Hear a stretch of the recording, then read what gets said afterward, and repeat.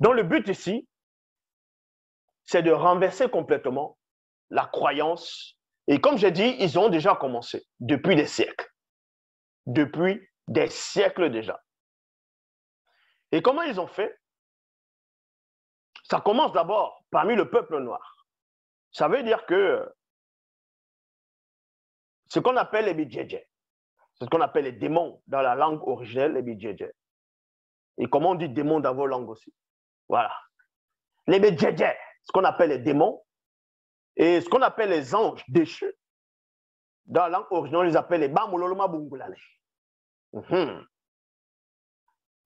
Ceux-là, ils ont séduit une grande partie du peuple noir. Et en fonction des langues, ils vont dire que dans ce peuple, Dieu, celui qu'ils vont appeler Dieu, ça s'appelle comme ça dans telle langue.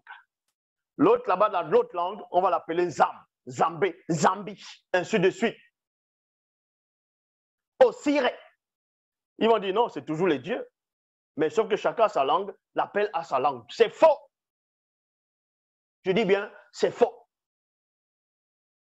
Ceux qu'on appelle Barack Obama, dans n'importe quelle langue, ils vont dire Barack Obama. Comment on dit Barack Obama dans ta propre langue?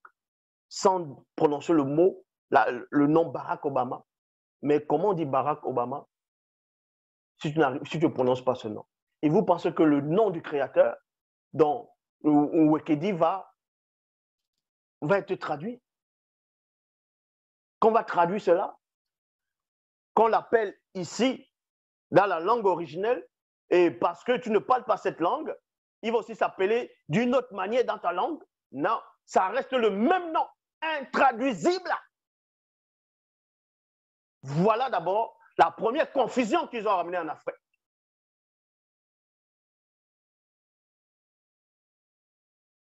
Ils vont inventer les noms des dieux. Ici, on va l'appeler tel nom, on va dire non, ça veut dire Dieu. Et ils vont prendre,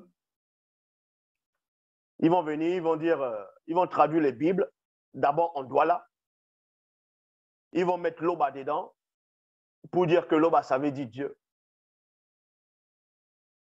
Voilà comment on a réussi à vous tromper. Ils vont dire que Loba, ça veut dire Dieu aussi. Qu'on traduit. Mais dans le sens même, le nom Loba est au-delà de la divinité, au-delà de ce qu'on peut traduire. Dieu, ça veut dire divinité, être supérieur, donc l'être supérieur. Quand on dit l'être, un être, c'est quoi? C'est une créature. Mais bon, ici, on n'est pas allé dans les définitions, mais c'est pour vous faire comprendre que tous les dieux dont vous appelez là, dans vos langues maternelles, que ce soit en Afrique, partout, vous dites non, ici il s'appelle comme ça, dans notre langue, Dieu s'appelle ainsi. Ça, c'est un démon. C'est un démon. Parce qu'au départ, le peuple noir est uni. L'unité, l'unification. C'était la seule langue originelle. Quand on dit Babel, parce que d'autres vont parler de Babel, là où les langues sont apparues. Babel, d'autres vont dire Babylone. Mais comment on dit Babel dans vos langues maternelles? C'est bien beau de venir dire Babel, Babylone, qu'on a trafiqué l'histoire du peuple noir. Comment on dit Babel dans vos langues maternelles? Comment on dit Babel? Comment on dit Babylone dans vos langues maternelles? C'est bien beau de venir dire ah non, ils ont pris l'histoire du peuple noir, les colons sont arrivés, ils ont changé tout. Mais ça veut dire qu'ils ont réussi à vous avoir à un point qu'ils ont effacé complètement les véritables noms. Vous vous référez sur les propres noms pour essayer d'arranger quoi? Si tu n'arrives pas à invoquer le nom du Créateur, c'est-à-dire que tu n'es pas dans la bonne connexion. Il faut la bonne fréquence. C'est aussi simple que ça. Même la propre terre où vous êtes, vous ne savez pas comment on dit la terre dans vos langues maternelles et vous venez parler. La terre où vous êtes là, comment on appelle ça? La planète Terre, comment on dit le mot planète Terre dans vos langues maternelles? Comment on dit l'univers dans vos langues maternelles? Comment? Vous ne savez pas des choses sur la nature et vous voulez percer des choses qui vous dépassent.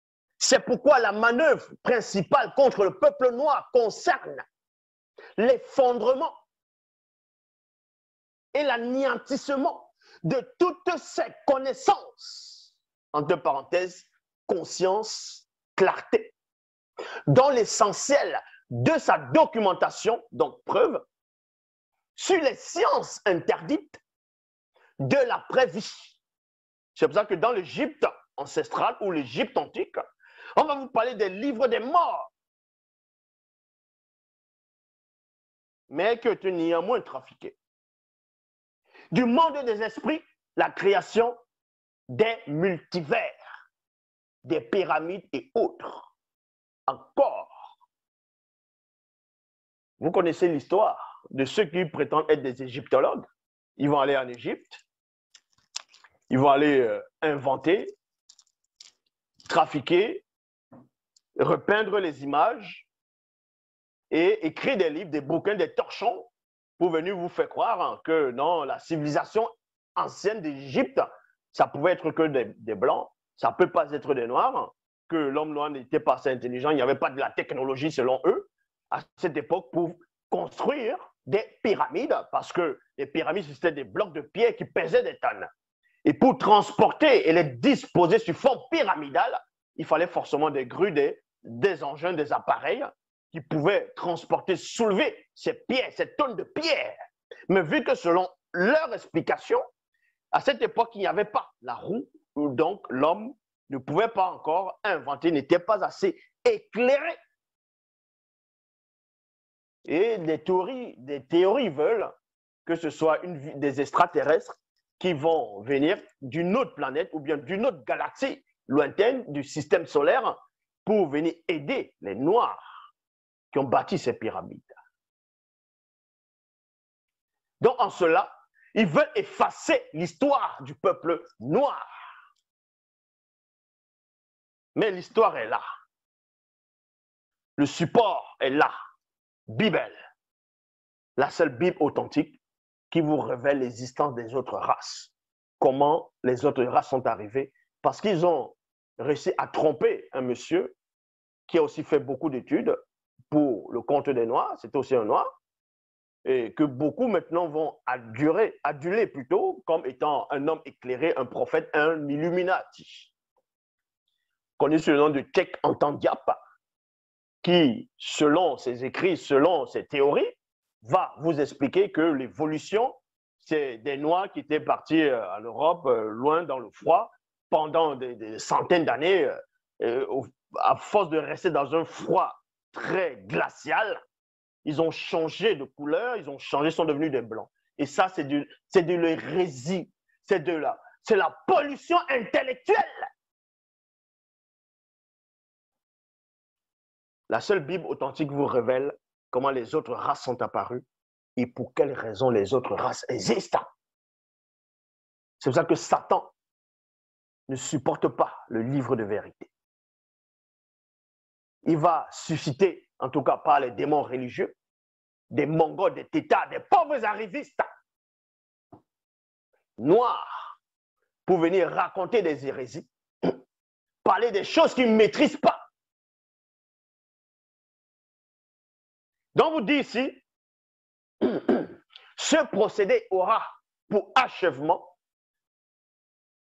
de captiver, confondre, convertir le peuple noir dans sa certitude et sa conviction en Tété, créateur unique, serait une pure affabulation, invention. Voilà ce qu'ils vont vous dire.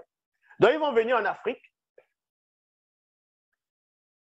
Ils vont voir que le peuple en Afrique connaissait déjà, en tout cas, le nom du Créateur.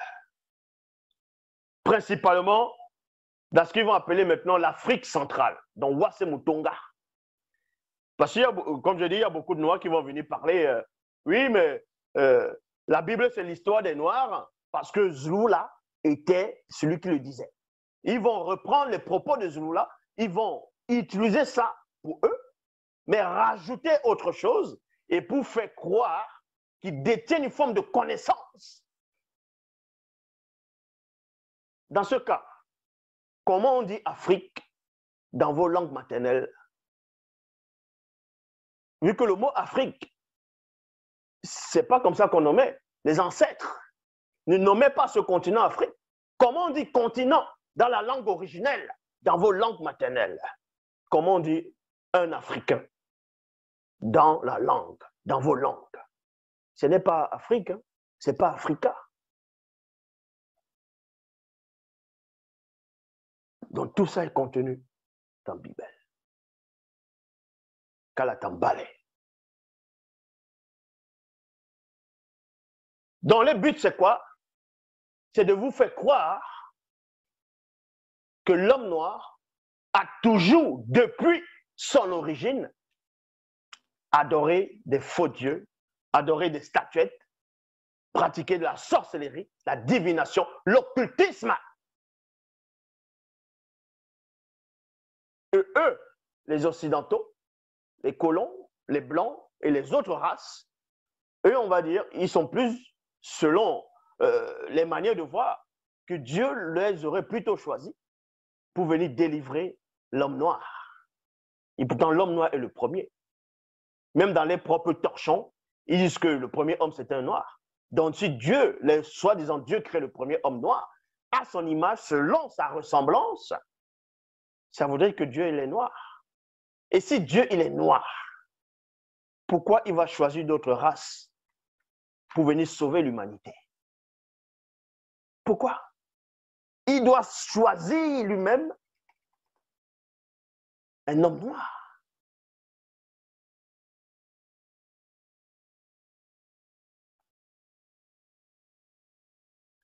Il s'agit d'un plan de préparation mentale, c'est-à-dire corps, intellectuel, moral, âme, et spirituel, esprit, visant à détruire le fondement de la croyance de la race noire en Tété.